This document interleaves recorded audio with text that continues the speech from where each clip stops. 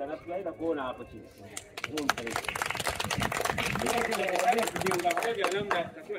Sio tunajua kwa kuona, sio kwa kuletewa kwenye makaratasi. Hiyo ndio staili yangu na Chaguluma tuliyokubaliana kwamba hii staili yetu ni ya mwendo wa kutembea kwa wananchi.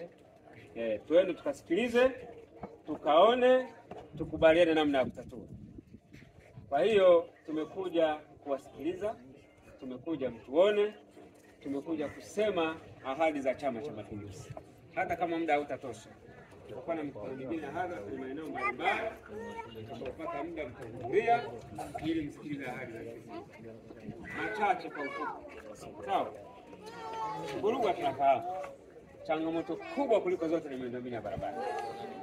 Licha ya nyongeza hii ya maji yanayotoka viwandani pamoja na zile barabara zilizojengwa kule Mbagala, zinashusha maji yote upande huu. Nilikutana na tatizo hilo jana nilipokuwa kwa mtaa wa Mangaya na Serenge kule chini.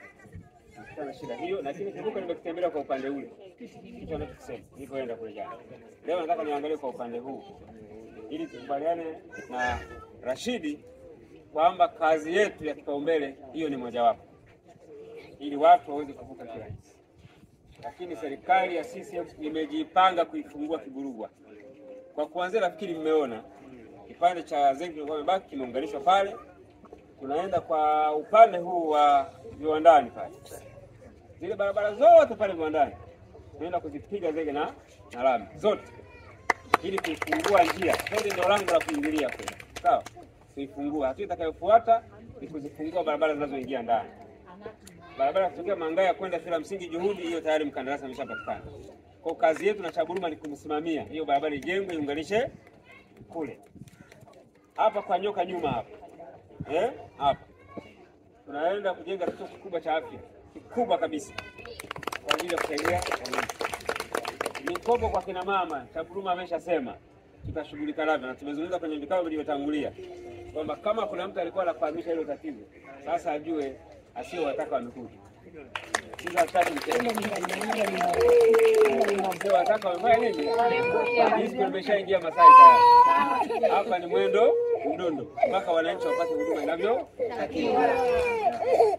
Kwa hiyo jamani, msiwe na wasiwasi.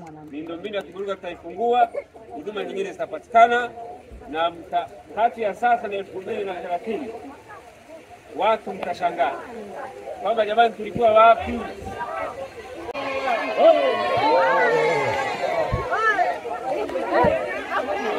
Tustoke. Hapa tunakoma. Hapa tustoke.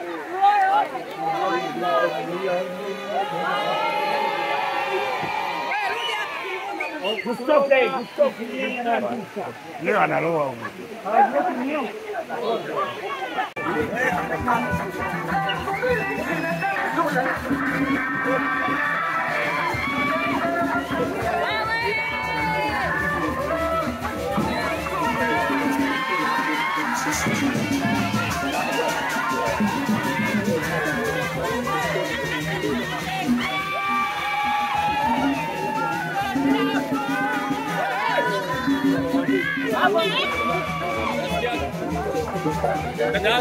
Kafeli.